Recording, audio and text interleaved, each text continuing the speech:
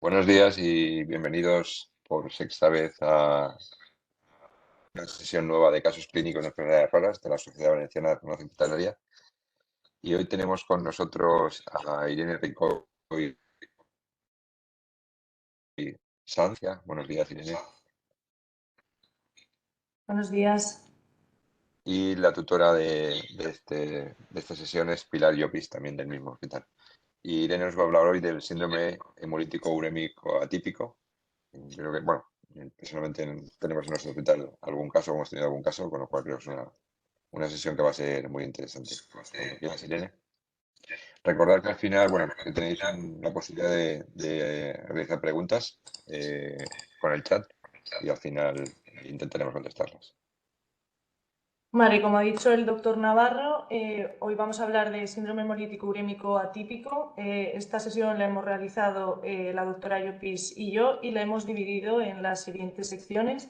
Primero veremos una pequeña introducción, el tratamiento del SUA, el caso clínico y por último las líneas futuras de tratamiento y los mensajes clave. El SUA es una entidad clínica que se caracteriza por microangiopatía trombótica, que a su vez se debe a una lesión endotelial y produce una trombosis microvascular. Actualmente la clasificación de las microangiopatías trombóticas se encuentra en debate y está en continua actualización debido a los descubrimientos que se van haciendo sobre la fisiopatología de esta trombosis microvascular con patología endotelial. Históricamente, las microangiopatías trombóticas se dividían en púrpura trombocitopénica trombótica en caso de que hubiera afectación del sistema nervioso central y en síndrome hemolítico urémico en caso de afectación renal. Si las dividimos por su etiología, podemos tener la púrpura trombocitopénica trombótica por un déficit de Adams 13, el síndrome hemolítico urémico clásico, que se debería a una infección entérica por E. coli productora de toxina SIGA, el síndrome hemolítico urémico atípico, que se debe a una desregulación de la vía alternativa del complemento, y luego habría otros factores o alteraciones fisiológicas que también producen microangiopatía trombótica y que en este caso se englobarían dentro de las microangiopatías trombóticas secundarias. Sin embargo, hay ciertos de estos factores o alteraciones fisiológicas, sobre todo el embarazo y el trasplante, son alteraciones fisiológicas que pueden dar lugar, sobre las que subyacen alteraciones del complemento y por lo tanto realmente estaríamos hablando de síndromes hemolíticos urémicos atípicos.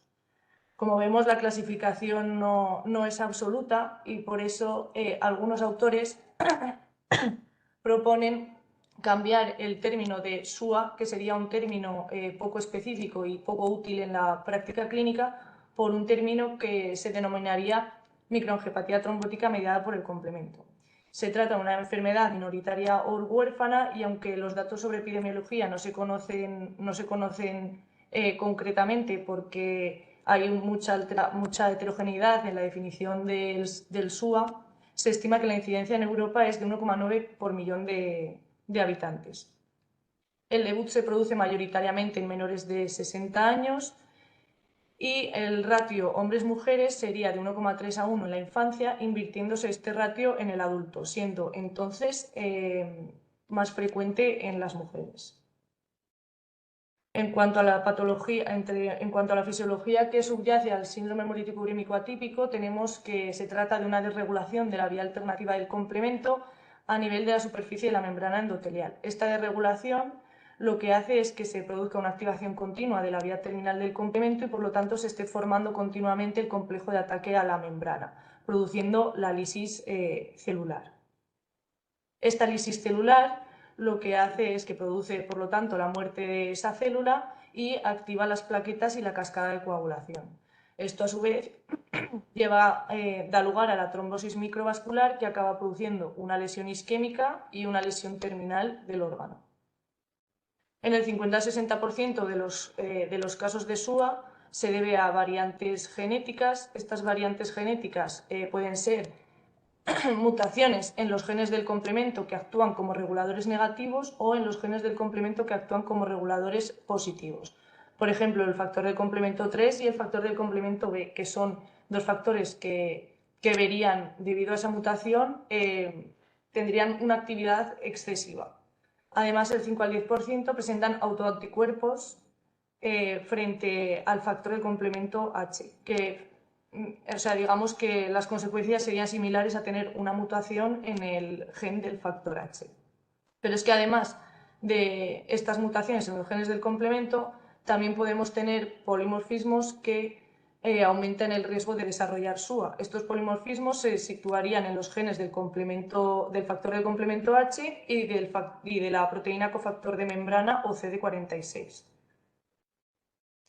Como vemos aquí en esta imagen, esta sería la vía alternativa del complemento que estaría continuamente activada. Si se producen mutaciones en estas proteínas reguladoras, entonces no tendríamos esa inhibición de la cascada y esto estaría continuamente funcionando. De la misma forma, si tenemos mutaciones en los genes, reguladores positivos, como son en C3 y en el factor B, entonces se produciría una activación excesiva de esta vía alternativa del complemento. Se trata de una enfermedad que es de alto riesgo y que tiene un pronóstico desfavorable, sobre todo dependiendo del tipo de variante genética que nos encontremos en el paciente. Mutaciones en el factor del complemento H dan lugar a un 70% de riesgo de muerte o insuficiencia renal crónica terminal al primer año o en el año siguiente tras el debut. Y más o menos el mismo porcentaje nos encontraríamos para pacientes con mutaciones en el gen del factor del complemento I y en el gen del factor del complemento 3.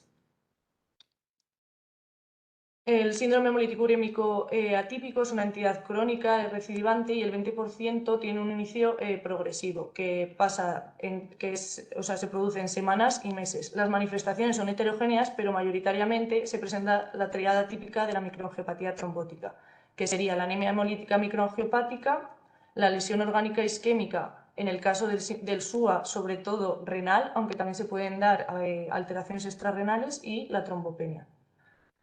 Para el diagnóstico, debido a esta característica que hemos dicho de que es una patología que tiene un desenlace fatal y que es de elevada severidad, el diagnóstico de la microangiopatía trombótica debe ser inmediato. Para ello, tenemos que tener en cuenta un diagnóstico tanto sindrómico como etiológico. El primero y el que se realiza de forma precoz es el diagnóstico clínico, y se realiza clínico y sindrómico y se realiza por la presencia de una anemia hemolítica microangiopática. Veríamos una hemoglobina por debajo de 10 con un test de Coombs directo negativo que nos indicaría que no se trata de una anemia hemolítica autoinmune. Veríamos una LDH elevada y una aptoglobina disminuida debido a esa hemólisis y veríamos los esquistocitos aumentados debido a esa trombosis que produce la rotura de los hematíes. Por último, también veríamos la trombopenia con unas plaquetas por debajo de 150.000 y la lesión isquémica característica y el fracaso renal agudo lo veríamos con una creatinina elevada, entre otros. Una vez hemos hecho el diagnóstico sindrómico, pasaríamos a buscar la etiología de esta microangiopatía trombótica y para ello decir que el diagnóstico etiológico y el diagnóstico de SUA es esencialmente por exclusión. De forma que mediríamos la actividad de la enzima ADAMTS13 y si esta es mayor a un 5% nos descartaría púrpura trombocitopénica trombótica.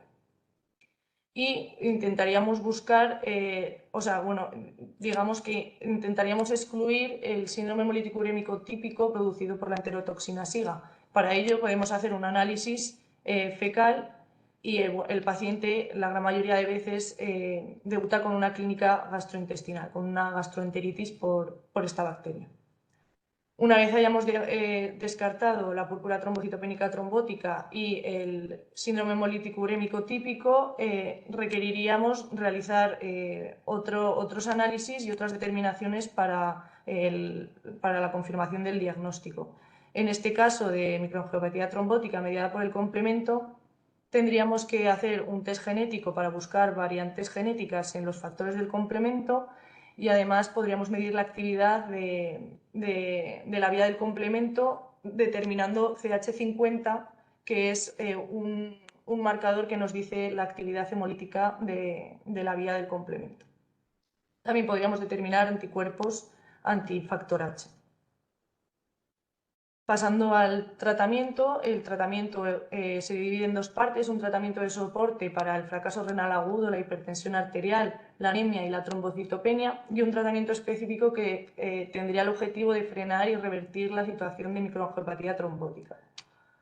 En cuanto a la terapia, en cuanto al tratamiento específico, se divide en tres partes. La primera sería la terapia plasmática, que sería la infusión de plasma fresco, congelado, viroinactivado, que aporta reguladores del complemento funcionales, y el recambio plasmático, que sería reemplazar el plasma del paciente por este plasma fresco congelado.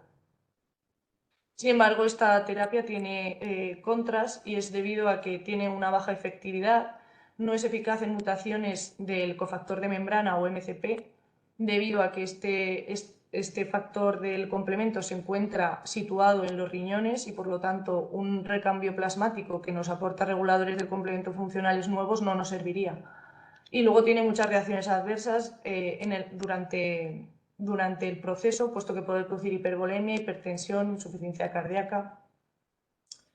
El segundo tipo de tratamiento específico serían los inmunosupresores, que sobre todo se utilizarían en SUAS que son debidos a autoanticuerpos. Y por último, los inhibidores del complemento que han cambiado el pronóstico de esta enfermedad y que son eculizumab y ravulizumab, y que, como todos conocéis, bloquean la escisión de C5 a C5a y C5b y por lo tanto impiden la formación del complejo de ataque a la membrana. Estos fármacos, en toda esta situación de clasificación de las microangiopatías trombóticas, pues hay que decir que los ensayos clínicos evaluaron la eficacia de estos tratamientos en pacientes que eran diagnosticados de SUA, pero no se exigía la presentación de mutaciones. Simplemente se exigía el diagnóstico por exclusión, excluyendo otras etiologías como el síndrome hemolítico urémico típico, infecciones, fármacos, y midiendo la actividad de Adams 13, que tenía que ser por encima del 5% para descartar púrpura trombocitopénica trombótica. Además, los pacientes incluidos en los ensayos pivotales podían ser trasplantados renales y haber presentado microangiopatía trombótica posparto, es decir, dos de las situaciones que veíamos al inicio en las que normalmente subyacen alteraciones del complemento. La pauta posológica es para eculizumab una dosis de inicio de 900 miligramos, sería una pauta de inducción de 900 miligramos cada semana durante 4 semanas y luego una pauta de mantenimiento de 1200 miligramos cada 2 semanas. Sin embargo, en el caso de ravulizumab, la posología sería en función del peso y la pauta de mantenimiento se administraría cada 8 semanas. Para realizar la evaluación de la respuesta, bueno, lo primero decir que ya sabéis que estos tratamientos requieren para su utilización la solicitud a la Dirección General de Farmacia y Productos Sanitarios y es la dirección la que también nos remite un informe para hacer el seguimiento y la evaluación de los resultados en salud, que se enviará a la Dirección General de forma anual para eculizumab y de forma semestral para ravulizumab. Si nos basamos en los ensayos clínicos pivotales, estos consideran que una respuesta completa en microangiopatía trombótica sería una mejoría de más del 25% con respecto al valor basal de creatinina, un aumento de 2 puntos con respecto al valor basal de hemoglobina y una normalización de plaquetas y LDH. Otra forma de evaluar la respuesta al tratamiento es mediante la monitorización de eculizumab. Aquí hemos traído un artículo de la Sociedad Española de Farmacia Hospitalaria donde estudian la farmacocinética de eculizumab. En la ficha técnica ya proponen que una concentración mínima por encima de 50-100 es suficiente para producir una inhibición de la cascada del complemento y reducir los niveles, las concentraciones de C5 en sangre. En este estudio incluyeron 25 pacientes y se observó que la media de la concentración mínima es 243,8, es decir, mucho más alta que la que nos indica la ficha técnica. Y además destacar que también se hizo el estudio farmacocinético y se observó que la vida media del eculizumab era 12,3 días, algo que nos puede hacer sospechar que podría administrarse con un intervalo de tiempo más amplio que el que actualmente estamos utilizando. Pasando ya al caso clínico, estos son los 7 pacientes que tenemos en tratamiento en 2023 en el Hospital Dr. Peset. Como vemos, la gran mayoría son menores de 60 años, tenemos 4 hombres y 3 mujeres. En algunos se han determinado y se han, digamos, identificado diferentes mutaciones, pero en otros no se ha conseguido identificar ninguna de ellas. En nuestro caso clínico tenemos una mujer de 34 años que como antecedentes tiene un teratoma en el ovario derecho en el año 2000 y presenta hipertensión arterial tras el embarazo y que se encuentra en seguimiento por nefrología. Acude a puerta de urgencias porque presenta una cefalea supraorbitaria, náuseas y una presión arterial descontrolada. Y le realizan una analítica donde se observa una LDH elevada, una aptoglobina consumida, una anemia, esquistocitos del 3% y un test de Coombs negativo, por lo que podríamos decir que en este momento estamos ante una anemia hemolítica microangiopática. Por otro lado, presenta un fallo renal agudo con una creatinina de 7, entre otros parámetros, y una trombopenia por unas plaquetas de 86.000. Por lo tanto, vemos aquí la triada de MAT. Esto hace que sospechen de síndrome hemolítico urémico atípico, debido a que no tenemos, era el año 2009 y por lo tanto no se podían determinar no se podían hacer ciertas determinaciones y entonces clínicamente descartaron púrpura trombocitopénica trombótica porque no había afectación del sistema nervioso central, que es lo que se produce habitualmente, y descartan síndrome hemolítico urémico típico porque la paciente no tiene ninguna clínica digestiva. Sospechan de SUA y días más tarde en la biopsia renal se reflejan lesiones de MAT. Pero antes de los resultados de esta biopsia se instaura tratamiento. Un tratamiento que incluye recambio plasmático, transfusiones de hemoderivados según requerimientos, antihipertensivos y diálisis por ese fracaso renal agudo.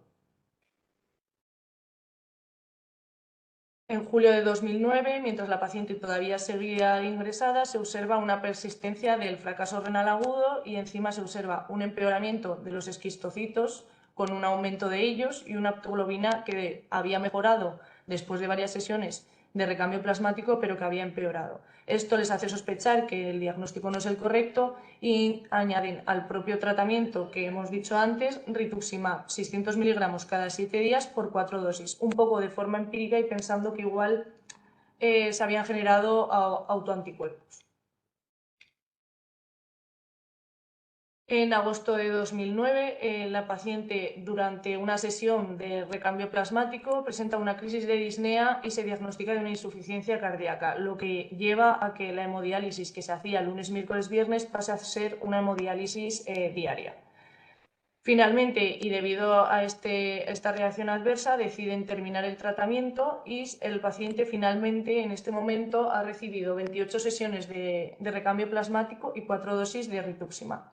En esta imagen de la derecha podemos ver cómo al alta en agosto de 2009, después de finalizar el tratamiento con recambio plasmático y rituximab, vemos una mejora de ciertos parámetros, tanto hematológicos como de función renal, pero sin embargo todavía no se han obtenido los objetivos como para poder hablar de respuesta completa de la microangiopatía trombótica.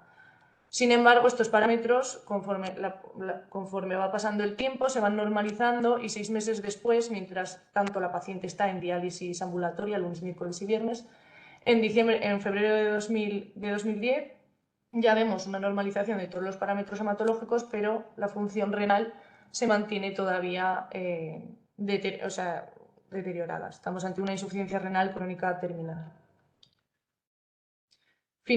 Finalmente, en febrero de 2010, se realiza el diagnóstico genético, se obtiene una actividad de la ADAMS13 del 76%, lo que descartaría púrpura trombocitopénica trombótica, y además se ve una mutación en el gen del factor I.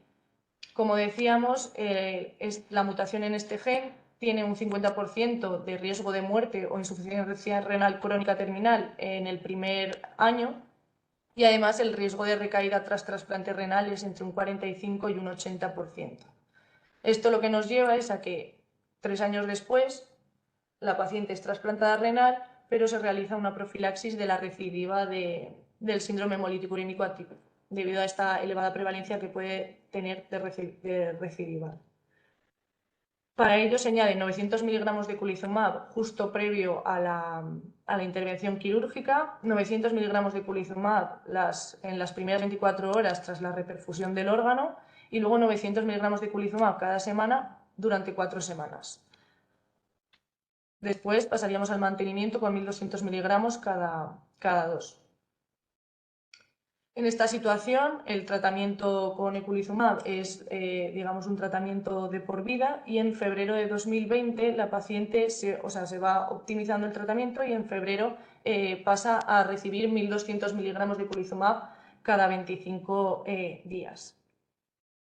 Dentro del estudio que hemos visto de nuestra sociedad, hemos tenido la suerte de poder conocer digamos, las concentraciones plasmáticas de eculizumab en esta paciente, y observamos que a pesar de la optimización del tratamiento y de una administración cada 25 días, obteníamos concentraciones dentro del objetivo terapéutico y además la actividad hemolítica del complemento estaba completamente inhibida. Esto lo que nos hizo es esto nos hizo un ahorro, bueno, sí, ahorramos en costes en 151.610 euros al año, gracias a esta optimización. Esta sería un resumen de cómo han ido evolucionando las características hematológicas y de función renal de la paciente, y como vemos, 11 años post-trasplante, en febrero de este año, la paciente tiene una normalización completa de todos los parámetros, tanto de función renal como parámetros hematológicos. En este momento ya habríamos conseguido nuestro objetivo de respuesta completa de la MAT. En cuanto a las líneas futuras de tratamiento, hay 3 fármacos que actualmente se encuentran en ensayos fase 2 y fase 3. Narsoplimab es de administración intravenosa y inhibe la vía de las lectinas. Iptacopan es un inhibidor oral que impide la generación del complejo de ataque a la membrana, y crovalimab es un inhibidor subcutáneo o intravenoso que actuaría inhibiendo C5. Como mensajes clave de esta sesión, el SUA es una enfermedad rara, tiene un diagnóstico complejo en el cual se está generando un debate alrededor de su clasificación. Produce una desregulación del complemento, de la vía alternativa del complemento, que lo que hace es producir la triada de anemia hemolítica, microangiopática, fracaso renal agudo y trombopenia. Y en el arsenal terapéutico podemos tener eculizumab y ravulizumab. Del primero podríamos utilizar una herramienta de monitorización de forma que podamos personalizar la pauta posológica y de esta manera mejorar la calidad de vida del paciente y ahorrar costes. Esta sería la bibliografía. Y nada, muchas gracias. Muy bien, muchas gracias por la sesión. Fenomenal, por mi parte, me ha gustado mucho. Vamos a ver si hay alguna pregunta. Bueno, entonces vemos si se anima alguien. Tengo alguna duda que... A ver, estos fármacos no solo para esta patología, sino en general para todas es fácil o más fácil iniciar los tratamientos, pero es más difícil, o yo creo que es más difícil parar los tratamientos. Yo no sé si aquí hay alguna regla de parada o el tratamiento del síndrome urémico hemolítico es posible dejarlo de tratar con eculizumab o no. No sé qué. Si hay algo al respecto. A ver, hay algunos autores que proponen tratar al paciente mínimo durante un año y luego con posibilidades de suspender el tratamiento siempre con un seguimiento estrecho, y a la mínima duda de que haya una recidiva del SUA volver a instaurar el tratamiento. Pero bueno, también depende mucho del tipo de mutación que tenga el paciente, si es una mutación de alto riesgo o no lo es. Ya, en este caso no sería posible, me imagino. En este caso, de momento se está optimizando el tratamiento, pero todavía no ha llegado a suspenderse. Pero sí que hemos tenido un caso de un paciente que al final no se detectó la mutación, que llevó el tratamiento durante un tiempo y luego se suspendió y de momento no ha vuelto a tener ninguna recidiva. Vale. Pues sí, además, dado el alto impacto económico del eculizumab, pues valorar el tratamiento pues, es interesante. Bueno, sigo sin preguntas. Tengo yo otro más. ¿Cómo se optimiza la pauta posológica para pasar de 14 días a 21 días? ¿Es de golpe o se hace progresivamente? No, porque, a ver, solo es una semana, pero sí que es verdad que al cabo del año son muchas dosis menos. Ya, ya, pues no, a ver, normalmente en los pacientes que nosotros hemos tenido se hace, en la ficha técnica indica como un intervalo entre 14 días más menos 2 y entonces pues van como sumando 2 días en cada administración y al final acaba pues de momento con cada 25, pero tenemos pacientes que llevan eculizumab cada más tiempo y se ha ido haciendo progresivamente añadiendo 2 días al intervalo posológico. Vale, o sea que no sería crítico no se hace de golpe, sino que a lo mejor sería en Eso 6 meses. Bueno, muy bien, pues yo no tengo más preguntas. Agradecerte, Irene, la presentación y, y Gracias a nada, vosotros por muchas gracias dejarnos participar. muchas gracias por colaborar, porque la verdad es que es un esfuerzo y siempre es agradable que otros compañeros de otros hospitales preparen, ahora interesante, que preparen la sesión y que luego puedan compartir con el resto de compañeros. Pues muy bien, Irene Ricoy, muchas gracias de nuevo y a todos, pues recordaos que el próximo 10 de abril, ya después de Semana Santa, tendremos el siguiente caso clínico, que será el séptimo, la fiebre mediterránea familiar del Hospital Clínico Universitario de Valencia y bueno, allí nos veremos. Buenos días a todos, vamos a trabajar. Adiós.